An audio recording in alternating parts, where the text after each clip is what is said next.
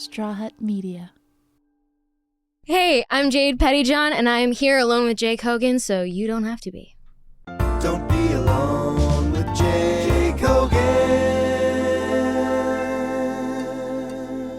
Welcome to Don't Be Alone with Jake Hogan, a show where I encourage people not to be alone. And I do that by actually sitting with people and talking to them face to face and asking interesting and funny people to help me solve my own life problems. And thank you for joining me. I am grateful for all the positive feedback. People have been joining the YouTube subscriber base in droves.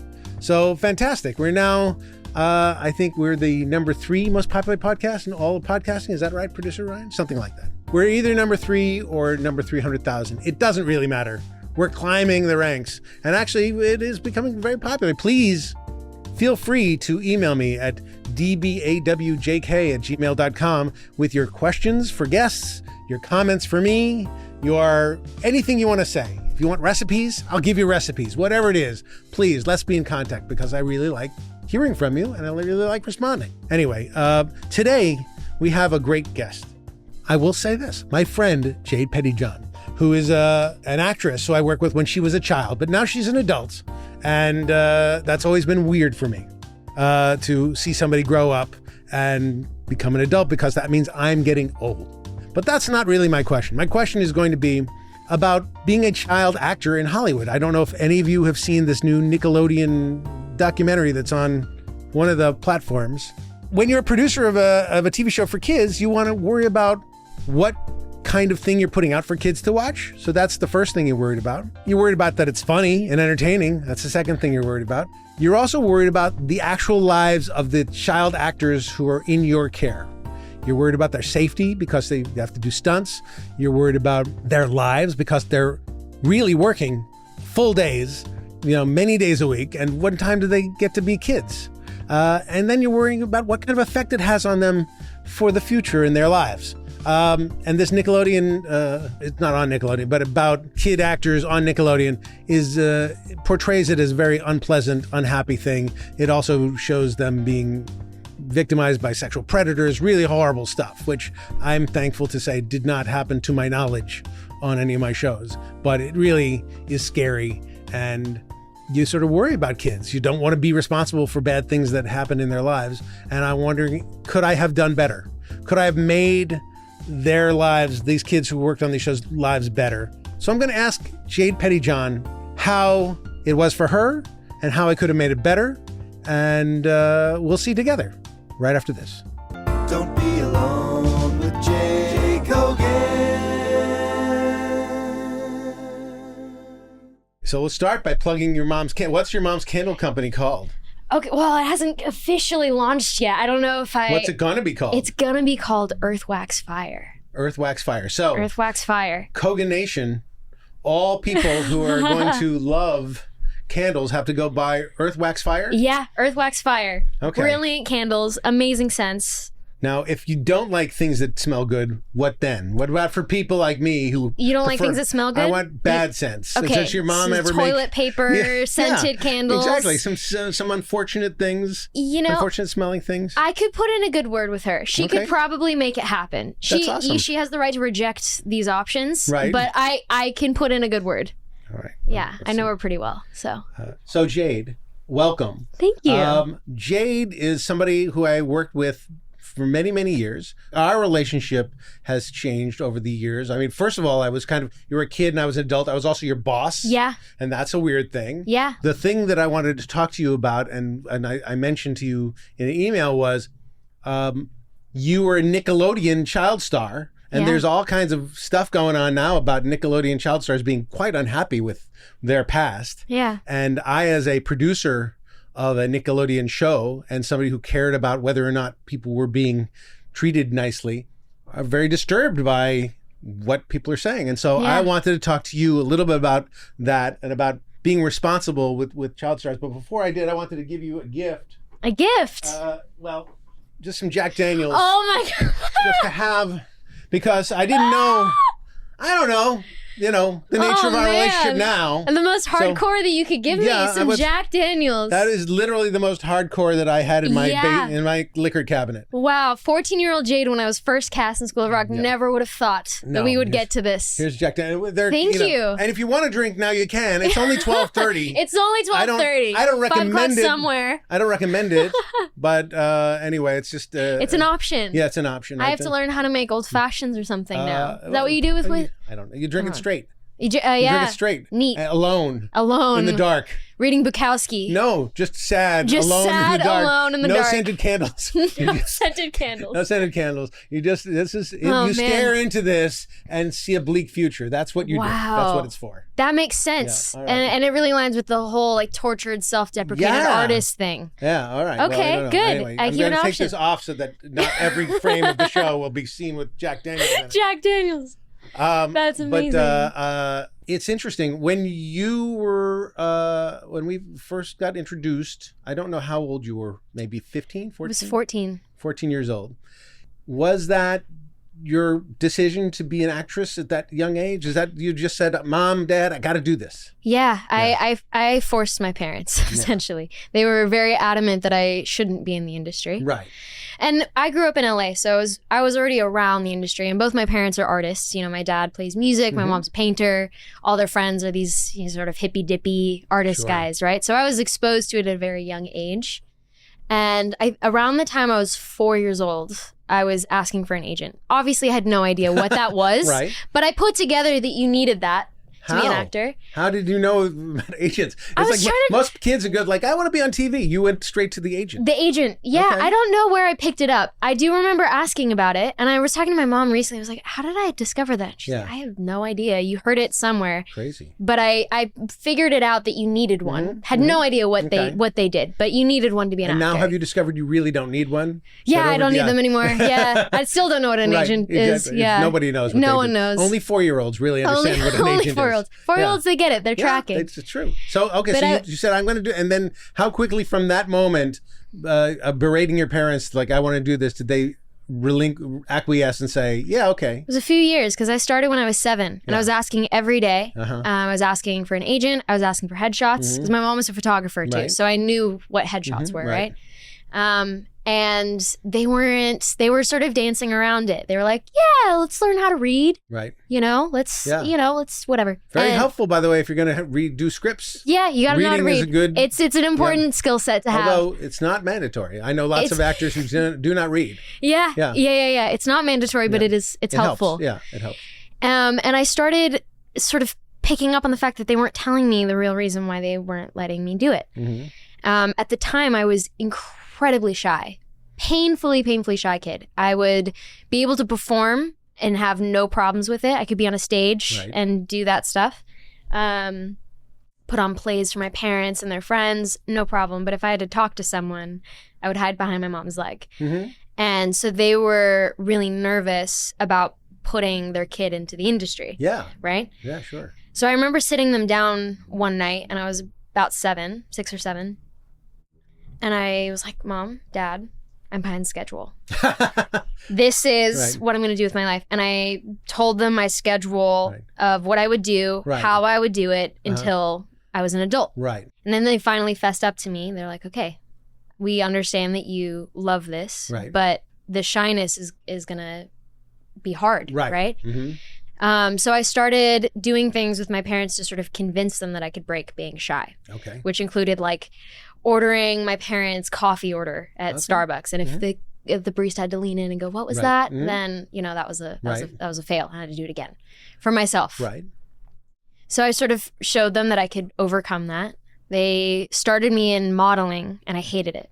I was like, because you're not telling a story, and there's not like, I didn't find that to be very fun. What I love about acting now is it's obviously a lot deeper than it was when I was a kid. I love telling stories, but I also love just the act of, like, my entire job is celebrating what it means to live a life as someone else. And I go off and I can look in the world in my own personal life and actually understand what it might be like for another person to go through this world. Right. And I find that so fun. That's such a beautiful thing. But again, at 7, I wasn't really thinking with that. But you're 23 now? Yeah. Okay. So at 23, you're still meeting people and learning who people are and deciding Absolutely. in terms of like when you play a character, what pieces to draw from. And sometimes I assume that you've had many life experiences, but there's some life experiences you haven't had. And yet there are characters, you know, I've seen you do weird things like you get murdered, and you've been a prostitute, and like you've been all kinds of things that, by the way, as somebody who Did you watch that? As somebody who cares about you, very disturbing. I would Very imagine. disturbing. Yeah. Oh wow. I didn't and- even think about that. You watching Deadwood? Yeah. It's Yeah. like I watched the original Deadwood. Yeah, I'll see this new thing that Yeah. they revised, and you're there. Oh man. It's very hard, but of course it takes you right out of it. Yeah, it totally does.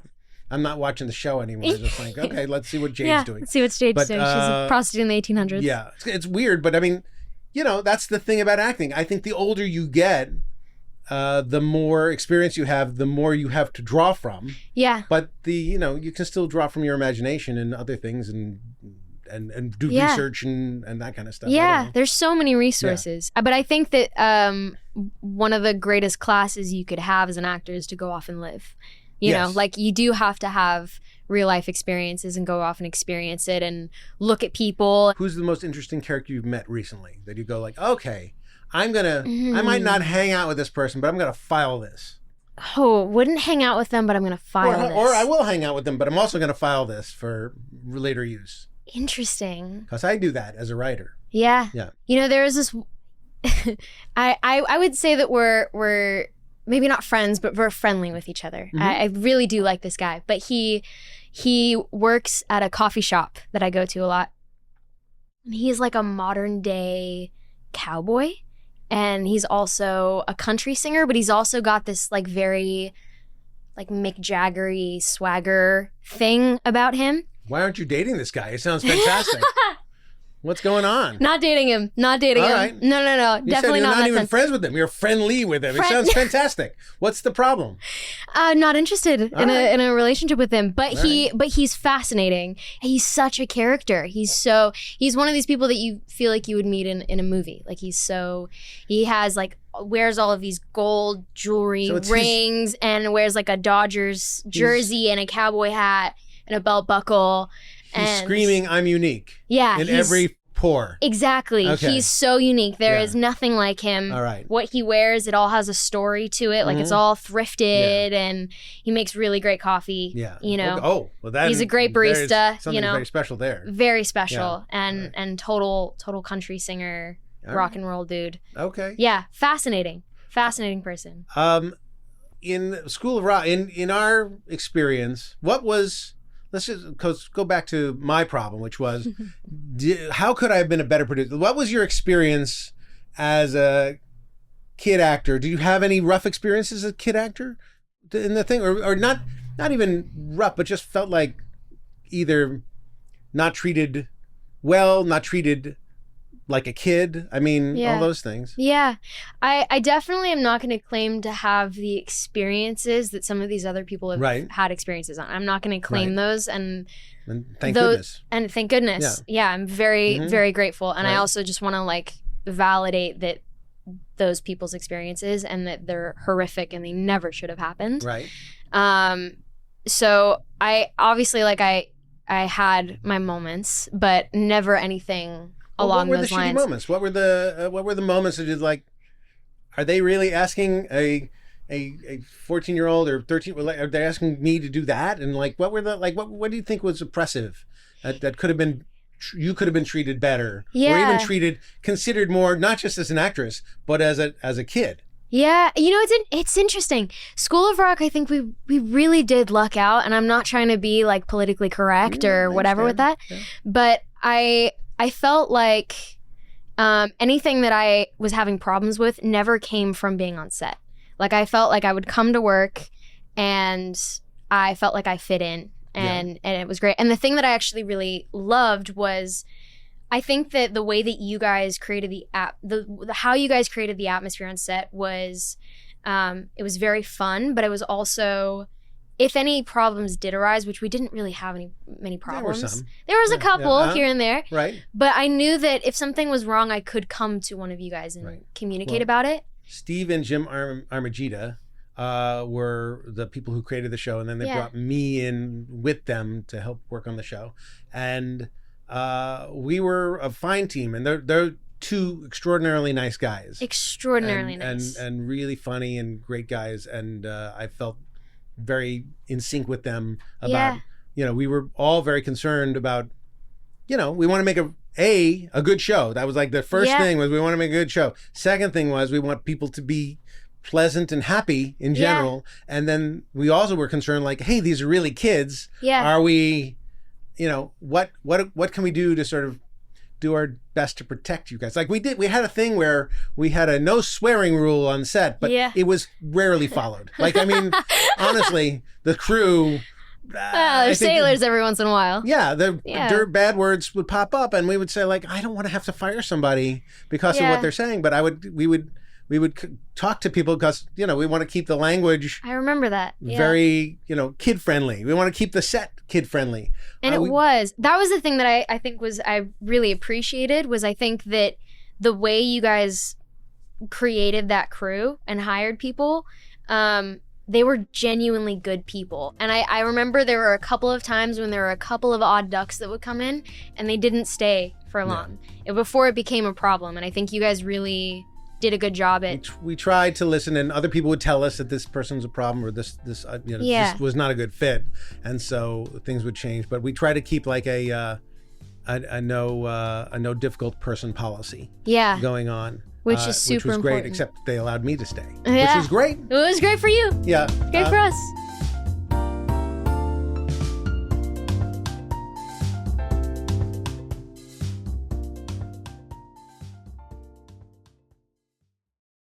Don't be alone with Jake Hogan. So, to my mind, you played Summer, which was kind of not an odd man out, but the character was like a goody two shoes kind of person. Straight laced. And so I don't know, was it less fun or more fun to be goody two shoes, or did you feel stuck in a rut of goody two shoes on that show? No, I found that her comedy was really funny because I also think you guys wrote all of these things that would occur to her that were so not goody two shoes. So for her to I felt like I constantly had food thrown in my face and slime and all these things that would be just so against everything Summer would want. Right. And that comedy was really fun for me to play. I remember the spaghetti. Oh, that was brutal. Yeah. That was brutal. That was tough. I still have video of you getting a face full of spaghetti. Okay, but it's not just a face full of spaghetti. Yeah. We need to call it what it is. It wasn't just someone throwing spaghetti at me, which happened, right? We had Aiden Minor, who's an amazing kid, but he's a teenage boy who have cooties. And Tony Cavalera, who played Mr. Finn. Amazing guy. Both of them. I love both of them. They were spitting spaghetti and chocolate pudding in my face, right? And then because we needed more of it, you, I think, actually came in and just I threw spaghetti at your face. You threw spaghetti at my face. Now, and it's a long scene, so I'm sitting in it for a while. I know. You were so fantastic. Oh, now, here's you. the thing. I'm enjoying talking about this. On that Nickelodeon, did you watch that Nickelodeon thing? I couldn't watch all of it. So there's a whole thing about people getting sprayed in the face with stuff, and they're sexualizing that. And they play weird music behind it, so it makes it seem weird. If we did cut pieces of that, I don't think spaghetti would do it. But I mean, sliming, they show sliming and they say, oh, that is purely a sexualized male fantasy. And it's like, I don't know. I mean, that's what Nickelodeon, that's what we were doing, gooey things for kids. We weren't doing gooey things for perverted adults and stuff like that. But I hope not. Yeah. Well, we weren't. But I mean, for us, that was not the case with the comedy with us. It didn't seem that way to any of us. But I think in even today, if somebody said, "Would you do it again?" I was like, "I think so." I don't think didn't seem. If you look at anything through a strange lens like that, I think everything could be perceived as disgusting and gross, and maybe some things were on some other shows purposely done that way. I don't know. One thing that we did when we pushed you in a vending machine. Oh, yeah. Your character was stuck inside of a vending machine. Somehow she called it a vending machine. I remember that. And the thing was, you're supposed to be smooshed up against it. Yeah. And so one point you're smooshed up against it, and being a good actress, you're just smushing your whole body up against it. And I had to walk up to you and say, don't smush your chest up against the thing. Oh, I completely forgot about that. And I was like, it's not gonna Thank be you. It's not gonna be what we want. Yeah. And so like everybody was always on the lookout for things that could be perceived as sexualized, or if skirts were flying up, or things like we had men and women, but also the script supervisor every time.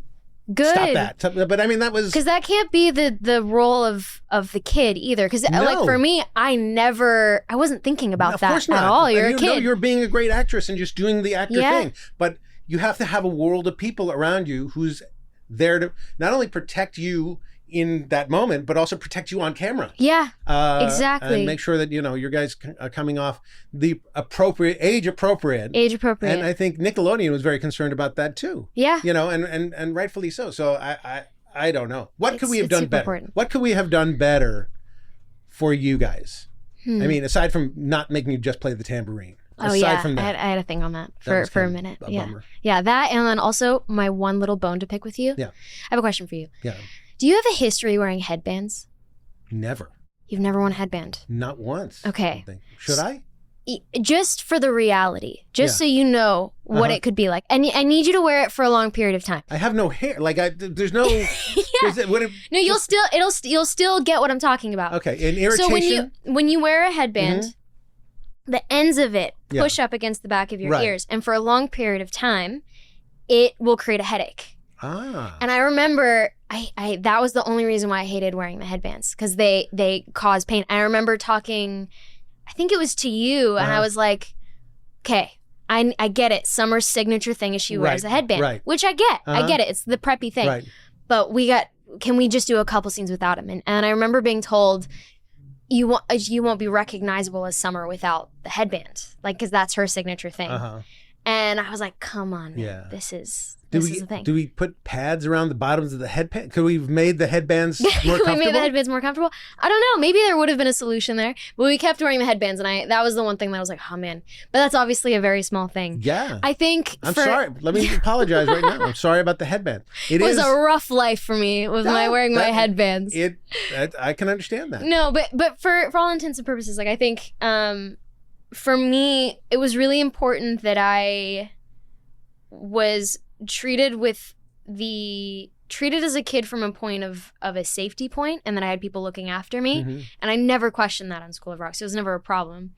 But the thing that I also really needed was that obviously I am a kid. That's a thing, right? But I am a professional, and I'm an actor, and to be treated with the same respect or level that you would anyone else was really important to me, which I think you guys did. We definitely thought of you as an actor, and as a professional. We wouldn't tell you how to say the line. Try not to. We'd try to give you a motivation. Yeah. Aiden, who was not as experienced as an actor, sometimes we would tell him how to say the line. Yeah, and that's helpful in certain ways. So but that was his experience versus your experience. Exactly. You came to it more as an actress, thinking, well, how would my character feel in this moment? And that's you as a director or as a producer, you talk to the actor where they are and what they need. It's definitely not a one size fits all thing. Every actor needs something else, and especially every kid that's in this needs something specific to them. Right. I'm glad you thought that. And also, when I got to direct, I always tried to do goofy takes and weird things and have playful moments, just so that we could improvise weird stuff and just to play. Because I felt like there's not enough playtime. I really felt like you guys did not have enough playtime. Yeah. And I don't know what else there was to do about it, because we had schedules and you guys had schedules, and there was rehearsals on the weekends for songs and all that kind of stuff. I was always worried about, like, when are they living? When are they having playtime? Yeah. I had my moments of sort of feeling that for a bit, because it is, again, you're a kid doing this thing, but you have the demands of an adult. Right. We were all working 6 days a week, and we were together every day. Those kids when we were working together, right? And So any moments that we had where we could have just some fun and let go and release was important. But I think the pressures are inevitable, and you have to love it. And that's the thing that sort of breaks my heart with child actors, are the ones that go into it and they don't love it, or it's not something that was their decision. And that's the thing that's hard. And you could also have kids that love it but don't want to do it on a professional level, right? They would be just as happy doing it in school. What do you get recognized for these days most often? The things that the Big Little Lies, what was the show that you just did? There's Little Fires Everywhere. Little Fires Everywhere. But people say Big Little Lies a lot because the name is very similar. And also I've played the daughter of almost all of those actresses, which is such a random little connection. I get recognized for Little Fires Everywhere for sure.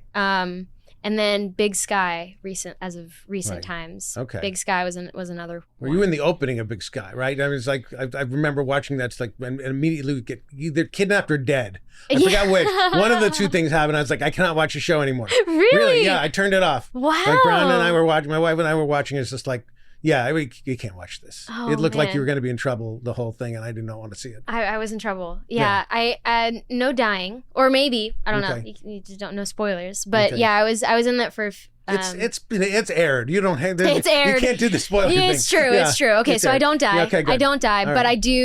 I do get put through the ringer. Yeah. And she's kidnapped, but that was such a fun project. I'll bet it was fun to do. I just didn't want to watch it. Yeah, absolutely. I had a lot of family members that, it's so funny, I never thought of it being a problem, because obviously it's not real, it's all pretend. Sure, I know it's made up. But I had some family members that were like, I actually couldn't see you in that position. And I have a film coming out this year with Jojo Siwa, actually. Okay. So, which is so funny because it's so not a Nickelodeon project. Right. It's a horror film, and she's very adult in it, and I'm very adult in it. But we teamed together to do this film, and I was thinking about it the other day. I was like, I can't have my family watching this. Like, it's so gory and intense and raunchy, but so fun too. Like, I had so much fun doing it. I'm glad you had the experience. Yeah, you don't have to watch it. I don't need to watch it. You don't need to watch it. I'm glad that you enjoyed it, and that's fantastic. And I don't need to see JoJo being raunchy either. She was when she was on our show, she was like a go-getter, she was very like driven. Yeah, she seemed super driven. She was all in. Yeah, and just like and super positive, and let's go and let's do this. Yeah, like almost in a strange hypnotized kind of way. Like, I was wondering, is she okay? Is she all right? She is one of the most hardworking people I know. Yeah, and she didn't complain once, which, she's a musician and an entertainer and a dancer and all these things, but the acting world is a new thing for her, and this was what was required of her was quite intense, and she didn't complain once. There was actually a moment on set where it was her first day, but we had been filming for a while, and so it's a horror film, so I was screaming every day and covered in blood every day. And I was shooting up in Vancouver, and we were doing the scenes with her, we were doing in LA at the end of everything. So I come back from Vancouver totally beat up from just all of there was a lot of stunts, there was a lot of blood, a lot of screaming, and we're shooting this whole sequence in Topanga Canyon in the middle of the night, and it's just me and her doing this sequence, and she could see how worn out I was, and like my voice was really scratchy. I started sounding like a female Tom Waits. It was smoking 10 packs a day kind of sound in my voice. And she had disappeared for a little bit. I was like, I wonder where JoJo is. You can't get service up here, so I had no idea where she went. And she comes back, and she had Erewhon delivered, like Erewhon chicken soup, like very fancy artisanal soup, delivered to the middle of nowhere, Topanga Canyon, and this like offshoot in this little hut, because she saw that my throat needed some help, and that I was just physically just like barely staying here. How nice of her. So sweet. That's nice. So she's she's a sweet one. Yeah. And again, never complained and was so dedicated and all into doing it. Fantastic. I remember the JoJo Siwa episode of School of Rock. I don't know, she worked in a mall. There was something about a mall. Yeah, we were spud buds. And worked at the potato shack. That's right. And at some point, and I don't know how this made sense, something explodes and then you wind up me. Sliding through the mall. Yeah, on me. Not her, not Brie. Completely me. on you, but exploding on you, but also not just that. You slid. There was like a sliding stunt from the explosion. Yeah. Yeah. Yeah, I remember that. So I was hooked up to a harness, and basically that harness is pulled by a stunt coordinator, and it gets hit into pads that look like little potato sacks, which causes nacho cheese to fall. Right. And so I have nacho cheese on your head, straight down on bacon, your head. Yeah. chives, the whole thing just pouring down. Right. And then I remember Aiden coming up and tasting a little lick of the nacho cheese. Yeah. That was really fun to wash off in my trailer. That was funny. It was really fun. That was actually very enjoyable. Something that I found really funny was this had to be intentional because it didn't happen once. I think it happened almost every time we had a food stunt, whether it was the chocolate pudding and spaghetti, guacamole, nacho cheese. Right. The next day, craft service, the lunch was that. And I was like, this is a wicked sense of humor. I'm like, am I making up the smell of the nacho cheese? Is it still in my hair? Or no, it's just craft service is just serving baked their potatoes. Little joke. Yeah, it was pretty good. They read the scripts. Yeah, they know what's happening. They were aligned. Funny. Yeah. All right, well, that's good. So, all right, so to wrap up, the producerial thing, because that was my thing. Like I was wondering if I could be a more caring, if I ever do a kid show again, which I probably never will. But if I ever did, what could we do aside from headbands, which I got? Message received. Yeah. Headbands suck. What could we do that would, given the constraints of show business, and we have to film stuff, to be more engaging and more accommodating of kids when they're stuck on a show? When you're looking at something that you want to improve, or there's a problem, like handling a problem that you have, obviously it's important to look at the things that are weak and strengthen those things as the points that are out. But I also think it's equally just as important to look at the things that one did right and to strengthen those things. Okay. For me, I did everything right. So that's everything right. You could do no wrong. So for you, what? You created a space where we felt safe and where we could discover and play and be joyful in a safe environment. And if something was wrong, we could go to you. Right. So that is, I think, so important. And so just when she's saying me, she's saying us because it was the three of us. But you, Steve, Jim, the whole group, right? But that comes from the executives, that comes from the directors, right? That's really important. And I think the other part is allowing a kid to be treated as a professional. You know what I mean? And not looking down at them or that they couldn't understand, which I think you guys did a good job at, but strengthening that is always like that's the for me at least, that's my personal experience. You know, it's this thing of like, kids are the most vulnerable people on set, and I think it's the responsibility of everyone on set to advocate for your fellows, not just actors.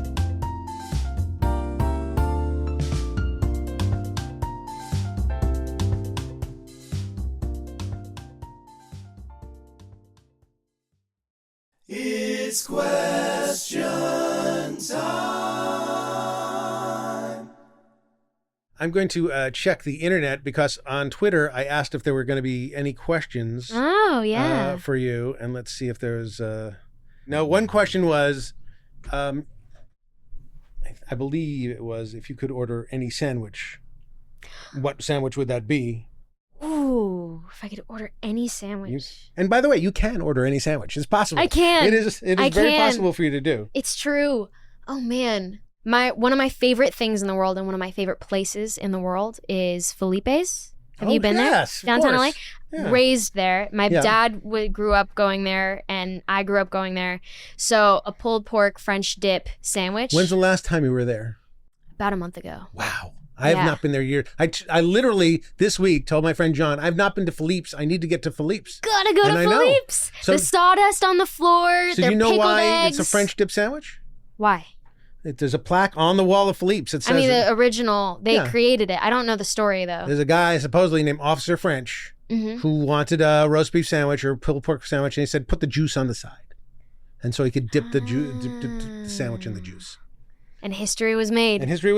That is my favorite place. I would get a pulled pork French dip sandwich and a slice of boysenberry pie. All right. Another question. If you could swap lives with anyone for a day, who would it be and why? Swap lives with anyone for a day, who would it be and why? Mm-hmm. That's a really good question. All right. Bill Murray. Oh, that's a great one. Because I want to know, I mean, he's Bill Murray. I want to know what would it be like to live as him? And also, what does he do? All right. Well, he's a free spirit, man. He's a free spirit. But he goes off and does the oddest. Right. He gets to do what he wants. Yeah. He literally lives his life doing whatever he wants. He feels off the grid. Yeah. And like, wasn't he working at like P.F. Chang's for a minute? He did. He did all kinds of stuff. And I think it helps. It helps if you're an alcoholic to live that life. So well, we got the Jack Daniels. So we have this so Jack Daniels. So if you really want to go there. But I mean, he's super rich. Yeah. And he's not constrained by a lot of other things as kids are growing up, and I believe he's divorced. So he gets to just wander around and be buddies with people and just tell everybody like, hey, we're all going to go do this thing. And then he can make it happen. Yeah. He seems like just such a liver of life with no inhibitions. And I want to know what it'd be like to be Bill Murray. Okay. Who would you swap lives with? Oh, who would I swap lives with? I don't know. I think maybe somebody who is a very popular film director who can get a film made right now. So I would like to make a movie have it made. So I would Greta Gerwig or something. Sure, I would like swap that. lives with Greta Gerwig and say like, okay, I can get, because I'm Greta Gerwig, I can get this movie made. And people would want my point of view on female life, and I would do that. Yeah, that would work. Yeah. That would work. Now we have a listener mail. Mm-hmm. Now it's time for listener mail. You're, of course, familiar with these things because you're an avid listener of my podcast, I'm sure. Okay, well, thank you for being an avid listener. You're part of Kogan Nation. Hell yeah. So the listener mail, this is not specifically meant for you. This was just written in at random. So the listener writes, how do you define or perceive failure? Never trying at all. Great answer. Yeah. I think the saddest, I wish I knew it at the top of my head, but Teddy Roosevelt has get in the arena. Yeah, man in the arena. So someone never knowing victory or defeat, where you stop yourself from living just because you're so scared of what would happen if you failed. Right. That is failure to me. Right. That, I think, because we're not meant to be perfect, you know what I mean? And that's kind of part of playing life and playing the game is you are going to fall. You are going to have all these things, but that isn't failure to me. Failure is never trying at all. But easy to say and hard to do, especially when you are scared of whatever X is. Absolutely. So what are you scared of doing? What have you been up to this moment scared of doing a mountain you want to conquer, but you're still not sure about? This is one that I've been going up and down on. So I've been making music my whole life. Mm-hmm. This is from a career point, but I could probably find other things that I'm scared of in life. Right. I'm scared of spiders. I should probably kill the spiders in my apartment instead of having my dad kill them. Right. But from a point of music, I love making music. I've been writing music and making music my whole life. But unlike acting, where I was always certain that was something I was going to do, music I've gone so up and down on of whether I am good enough to do it, whether it's something I want to do professionally or not, whether I have what it takes, people like it, because also the music I make is... But what does it take? Like, I have what it takes. What does that mean? That's what I discovered, is it doesn't mean anything. Right. I think, and I was stopping myself quite a bit. And so I've gotten to the point now where it scares me so much, but I'm doing it where I'm just doing it. I'm going to record music and release it and not think about anything else. Fantastic. Yeah. So I'm overcoming that fear. Okay. Because I love music enough. And it's hard.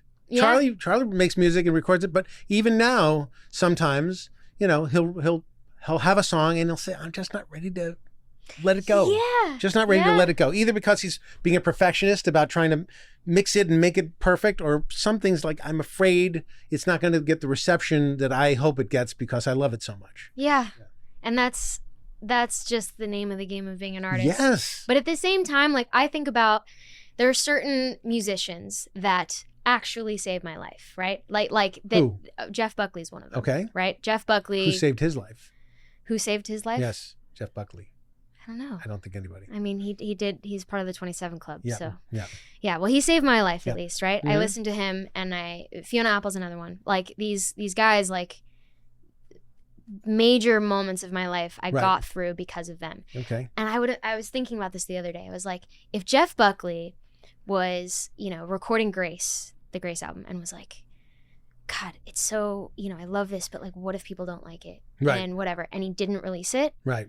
Then, I mean, I would have probably survived. I probably would have found something else to but love, but I wouldn't have had that experience, right? He gave you he gave you a gift that would not have existed had he not dared to sing it, record it, release it. Are there people that don't like Jeff Buckley? Absolutely, right? Mm-hmm. I don't care about those guys Right. at all, right? Right. But anyway, I think it's the duty of an artist at a certain point to let go of your ego of like, what do people think about this? Some people aren't going to like it, because there will be one person that will resonate with it. Do you love Emmylou Harris by osmosis because you like Jeff Buckley? I do. Yeah, okay. Yeah, I do. Fair enough. Yeah, right. I love all that stuff. Yeah. But I'm a music nerd. Sure, But me too. I think you know this. Yeah, I'm a bit of a music nerd myself. Yeah. All right, the last thing that we're going to talk about before we depart today is the moment of joy. A moment of joy. This is where I ask my guest, who in this case is you, Yes. what's something that gives you joy that you haven't spoken about already? You've already talked about music, you've talked about movies, but we've talked about candles. Yeah. We've talked about many things, but what's something that gives you joy? Just like, so I'm crossing Philippe's and candles and a bunch of things that we talked about. What's something you haven't mentioned yet that just gives you a lot of joy? Okay, so I have my own place now. And something that I've discovered that is just, it's so simple, but it's so much fun, is inviting all of my friends over and cooking a meal together. And we're all in our 20s, so we're all like, so you're all shitty cooks. Yeah, horrible cooks. Right. Except for one of them. One of them's Okay. like freakishly good, and it's not fair at all. But I have a table, but it's not big enough to hold everybody. So we're mainly just sitting like cross-legged on my floor, eating this pasta that we made and candle lights, and it's all very vibey and cool. But there's just something very simple about like, I have my own space, but I'm bringing my friends over, and it doesn't really matter what we're doing. Like we're making this meal or whatever. But we could be anywhere, and we're just occupying the same space, and I get to host them. That brings me so much. It sounds like fun. joy. I'm a little hurt that I don't get invited to these things, to hang out with you girls in your young 20s. I mean, just me sitting on the floor eating pasta. Who's I'll that? let you know when we're having our next one. Who's you that can 6-year-old guy in the corner? Don't worry about him. He's cool. He brought Jack Daniels though. He's cool. So. He's fine. He's cool. Yeah, He's that's good. awesome. That's Yeah. great. No, that is a fine thing. People bring me joy, Yeah. And I think at this particular stage of my life, I've really found like part and parcel of growing up is like going in and out of finding your people, right? Like friendships coming and going, and like who are the people that understand me and that I understand, and like, do I want to go off and like conquer life with, right? And you have the people that you grew up with, Right. and sometimes those stick around and stay, and you guys grow together, and then sometimes they fade off and you guys go off in different directions. And I think I'm in a season of life right now where the people around me are perfect, and I see that I'm going to know them for a really long time. That's beautiful. Is there a unifying quality to those people that you can identify? Like, what is it about these people that you say, I want to explore life with them for quite some time? What is the thing about them that sort of magnetizes them to you? There's two things. Okay. All of them are artists in different ways. Like we're not all in the same industry, but we're all incredibly creative people. So that is one thing. There's the artist thing. We jam together, we write together, we paint together, we like do photo shoots and stuff like that. So there is that. It's a very creative group of people. They're also so sincere, which is sometimes hard to find in LA. Yeah. And they all have this purpose, like... Yeah, I'm out. You're here, like, I'm out. I'm not... Totally sincere people, I have no business with them. Don't I have know. no business with them. Yeah, exactly. Yeah, not my people. That's fantastic. So they're very sincere. And they're interested instead of trying to be interesting. Okay. So it makes amazing conversations and adventures where you have a group of people aren't trying to be like showy and like, I'm this cool artist person and look at me, but they're just genuinely interested in life. They're the exact opposite of the barista who makes the coffee that we started with, who wears the hat, who walks like Mick Jagger and wears the Dodger uniform. So you've just identified what you don't like about that guy. Yes. Oh, no, but I love him. I love him. You cannot take it back. If he watches this. No, he doesn't watch this. He doesn't watch this. He's not part of the 8 million people who listen to this podcast. I'm sure he's not part of that. I'm sure he's not. All right. Well, Jade, I love you. Thank you for doing this. You've been a great guest and a great person, and I hope to be a friend of mine for the rest of my life. Yeah, you're one of them. But with a reasonable separation. I don't want to be. You just said you wanted to come over with the girls. I wouldn't really come over for that. But I want to be in your life in a very dignified way. Yeah. But I still want to stay connected to all you kids because I really love you guys, and I want to make sure that you're happy and safe and be part of things in your lives when I can be. It's really nice to see you guys grow up and be such great people. And when I say you guys, I just mean you because I'm not talking to any of the others. I have no idea. They could be criminals. People could be in jail right now. I have no idea. Yeah, not at all. So thank you for being here. Thank you for having me. All right, and thank you for being here. The people on the podcast. This is the Don't Be Alone with Jake Hogan podcast that you've been listening to. You knew that. But anyway, the whole point of Don't Be Alone is don't be alone. I'm not alone. I'm here with a friend. You be out with a friend, have some time with people, share some cool spaghetti sitting on the floor with people. It's going to be great. And we'll see you next time. Don't be alone.